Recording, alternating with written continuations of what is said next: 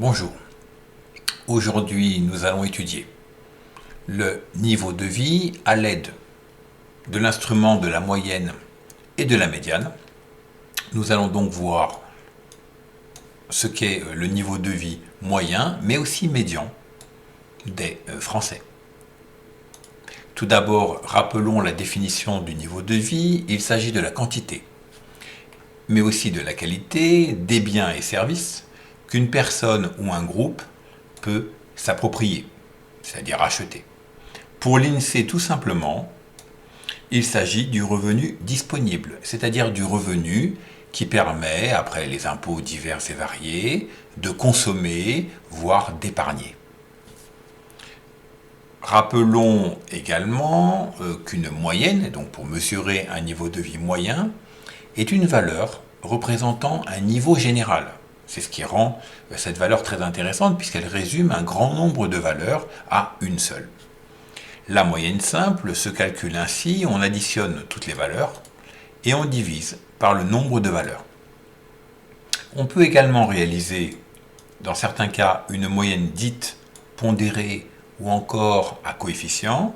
Dans ce cas-là, chaque valeur verra se multiplier elle-même avec le coefficient divisé à la fin par la somme des coefficients. Rentrons donc dans le vif du sujet du niveau de vie, cette fois-ci annuel moyen des individus quand on prend leur catégorie sociale, source de l'INSEE. Vous pouvez mettre en pause cette vidéo et réaliser une phrase complète avec la première ligne du tableau. Corrigeons. Eh bien, selon l'INSEE, un cadre supérieur en moyenne disposait d'un niveau de vie annuel de 35 350 € en 2008 contre 36 380 € en 2011, soit une augmentation de 1030 €. Cette moyenne peut être comparée à la moyenne générale de l'ensemble de la population du tableau, c'est-à-dire des différentes professions, mais aussi des retraités. Et on voit bien que la moyenne, ici, de ces personnes est de 23 140 €, beaucoup plus faible que la moyenne de ce que gagnent les cadres supérieurs. Ce qui signifie qu'une moyenne est très intéressante, mais qu'elle présente néanmoins un petit inconvénient, c'est qu'elle gomme, par définition, les écarts, c'est-à-dire les inégalités. Et que cette moyenne que vous voyez ici cache des différences très grandes entre les employés, par exemple, et les cadres. Plus les écarts et les inégalités sont importants, et plus finalement la moyenne est considérée comme peu représentative car éloignée d'un certain nombre de valeurs. Dans ce cas-là, on préférera utiliser la médiane. Petit rappel de ce qu'est la médiane, c'est une valeur qui sépare un effectif en deux parties égales. En France, le niveau de vie médian en 2013, selon l'INSEE, était de 19 740 € par an. Ça signifiait que la moitié des Français, enfants compris, gagnaient moins que cette somme et que l'autre moitié gagnait plus que cette somme.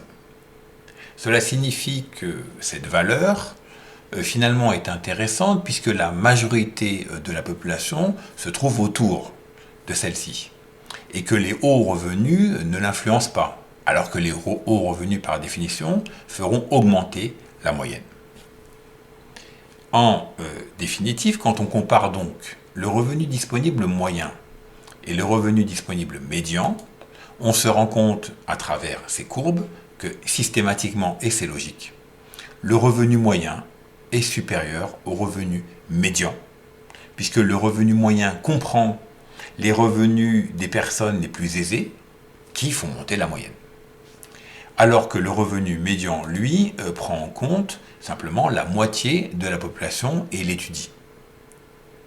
On remarque, si vous suivez bien ces courbes, qu'à partir des années 2000, l'écart entre les deux a tendance à augmenter. Ce qui signifie que légèrement, mais de manière réelle, les inégalités de revenus en France augmentent. Et de manière plus spectaculaire, à partir de 2008, le revenu médian, lui, a tendance à baisser alors que le revenu moyen continue à augmenter. C'est dû au phénomène de la crise qui ne touche pas tout le monde, mais simplement une partie de la population. Néanmoins, on peut considérer que l'inégalité en France n'est pas si forte. Vous le voyez, cet écart est d'environ 6 000, 7 000 euros environ.